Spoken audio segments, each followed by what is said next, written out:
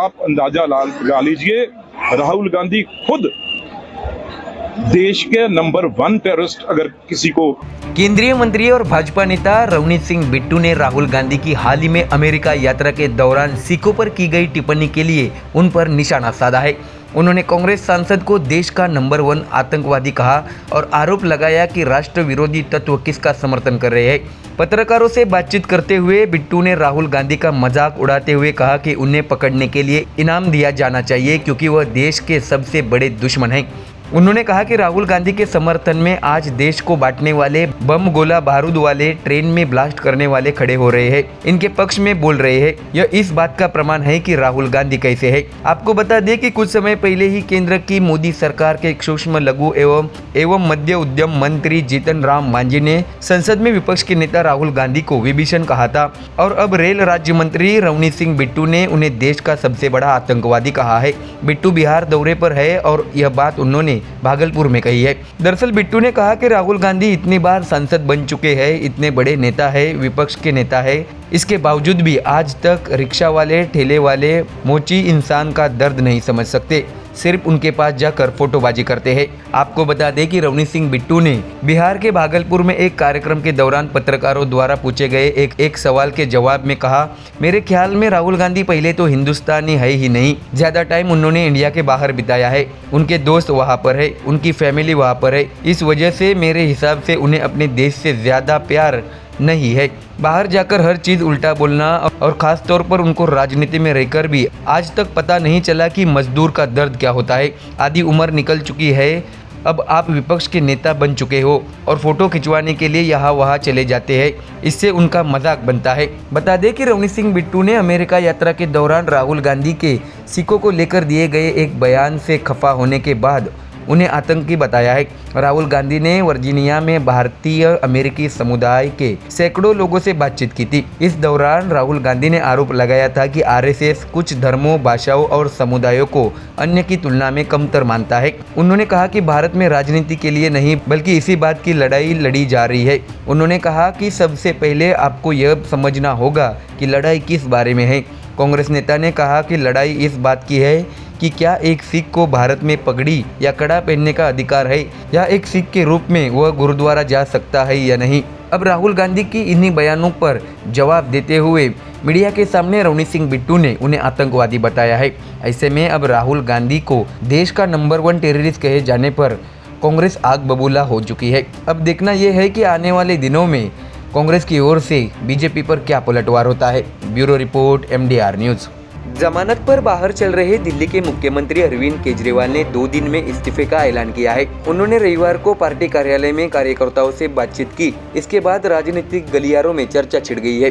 केजरीवाल के बाद दिल्ली का मुख्यमंत्री कौन होगा, इस पर अब चर्चा शुरू हो चुकी है। आपको बता दें कि केजरीवाल ने पार्टी नेताओं और कार्यकर्ताओं से बातचीत के दौरान अपने इस्तीफे की घोषणा की। उन्होंने कहा कि मैं 2 दिन बाद मुख्यमंत्री पद से इस्तीफा दे दूंगा। जनादेश आने तक केजरीवाल मुख्यमंत्री की कुर्सी पर नहीं बैठेंगे जब तक जनता यह तय नहीं कर लेती कि वह ईमानदार है। इसके साथ ही मनीष सिसोदिया भी कोई पद नहीं लेंगे। केजरीवाल ने कहा कि जनादेश आने तक वह किसी भी पद का कार्यभार नहीं संभालेंगे। ऐसे में केजरीवाल के बाद अब मुख्यमंत्री पद के लिए 5 नाम सबसे ज्यादा चर्चा में हैं। ऐसे में सबसे पहले स्थान पर चर्चा है आतिशी मारलेना की। आतिशी मुख्यमंत्री पद की रेस में सबसे आगे है। केजरीवाल की विश्वास पात्र आतिशी के पास कई महत्वपूर्ण खाते हैं। पूर्व उप मुख्यमंत्री मनीष सिसोदिया के इस्तीफे के बाद उन्होंने शिक्षा मंत्रालय का कार्यभार संभाला।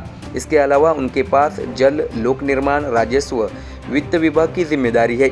अगर उन्हें मुख्यमंत्री पद मिलता है तो वह दिल्ली की तीसरी महिला मुख्यमंत्री बन सकती है। आतिशी के बाद केजरीवाल की पत्नी सुनीता केजरीवाल के नाम पर भी चर्चा हो रही है। फिलहाल उनके पास कोई पद तो नहीं है, इसलिए उनका सीधे मुख्यमंत्री चुना जाना थोड़ा मुश्किल माना जा रहा है। जब केजरीवाल जेल में थे तब सुनीता ने घर छोड़ दिया था। वे कार्यकर्ताओं के पास, जनता के पास गई थी। उन्होंने कई सभाओं को संबोधित भी किया था। लेकिन अगर सुनीता मुख्यमंत्री बनी तो केजरीवाल पर भाई भतीजावाद का आरोप लगेगा। तो वही मुख्यमंत्री पद के लिए नवसगढ़ से विधायक कैलाश गहलोत के नाम की भी चर्चा शुरू है। उन्हें लो प्रोफाइल नेता माना जाता है और वे आम आदमी पार्टी में उतने लोकप्रिय नहीं हैं। वह परिवहन, प्रशासनिक सुधार, कानून, न्याय, महिला और बाल कल्याण की जिम्मेदारी संभाल रही है। उन्हें केजरीवाल सिसोदिया का विश्वास पात्र भी माना जाता है। तो वही कैलाश गहलोत जाट समुदाय से आते हैं। उन्हें मुख्यमंत्री पद देने से हरियाणा में पार्टी को फायदा हो सकता है। आपको बता दें कि जब पार्टी के बड़े नेता जेल जा रहे थे तब सौरभ भारद्वाज ने आतिशी के साथ मिलकर सरकार और पार्टी को संभाला था। सौरभ भारद्वाज युवा नेता है। इनके पास स्वास्थ्य, शहर विकास जैसे महत्वपूर्ण खाते हैं। तो वही मुख्यमंत्री पद के रेस में आखिरी नाम गोपाल राय का है। वरिष्ठता की बात करें तो गोपाल राय सबसे आगे है, लेकिन फिलहाल उनकी सेहत उनका उतना साथ नहीं दे रही है। वो अक्सर पार्टी के लिए संकट मोचक की भूमिका निभाते रहे हैं। तो देखा आपने दिल्ली का सीएम पद केजरीवाल द्वारा छोड़े जाने के ऐलान के बाद इन 5 नेताओं के नामों की चर्चा जोरों शोरों से चल रही है।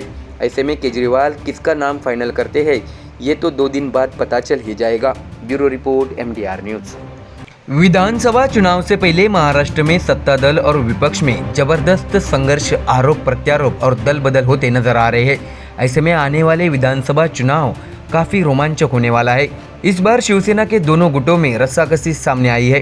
क्या है पूरी खबर, आइए जानते हैं विस्तार से। दरअसल महायुति सरकार ने किफायती आवास के लिए एक मेगा योजना बनाई है। मुख्यमंत्री एकनाथ शिंदे ने बताया कि शिवसेना के संस्थापक बालासाहेब ठाकरे के सपने को पूरा करने के लिए प्रशासनिक स्तर पर कदम उठाए जा रहे हैं। आपको बता दें कि वे अपने वर्षा आवास पर पत्रकारों से अनौपचारिक बातचीत कर रहे थे। इस मौके पर उन्होंने सरकार द्वारा चलाई जा रही योजना के बारे में जानकारी दी ताकि मुंबईकरों को सस्ती दरों पर किफायती घर मिल सके। मुख्यमंत्री एकनाथ शिंदे ने अनौपचारिक बातचीत में बताया कि मुंबई को स्लम मुक्त होना चाहिए। बालासाहेब ठाकरे का सपना था कि 4 लाख लोगों को घर मिले। इसे पूरा करने के लिए महायुति सरकार की ओर से प्रयास जारी है। मुख्यमंत्री ने वर्षा बंगले में पत्रकारों से बातचीत की। उस समय उन्होंने मुंबई में किफायती आवास के लिए सरकार की पहल का जिक्र किया था। मुख्यमंत्री एकनाथ शिंदे ने बताया कि माडा, MMRDA, सिडको, SRA और क्लस्टर विकास परियोजनाओं के साथ मिलकर क्रियान्वित किया जाएगा।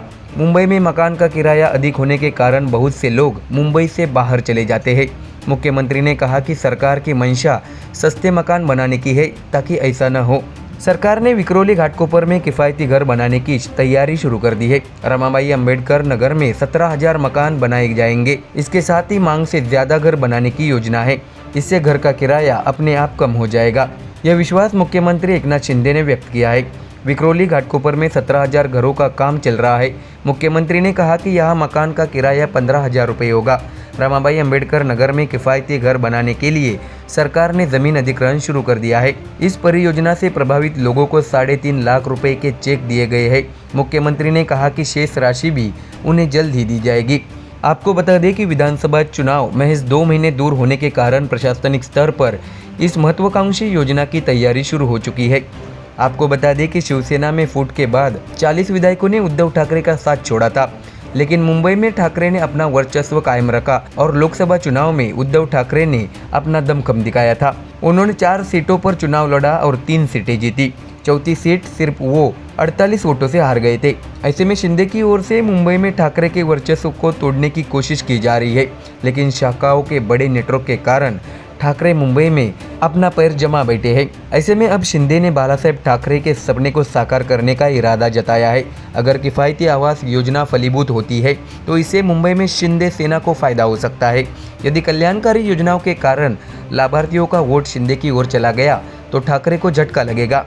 अगर ऐसा हुआ तो ठाकरे को अपने गढ़ में बैकफुट पर जाना पड़ सकता है। Bureau report MDR news.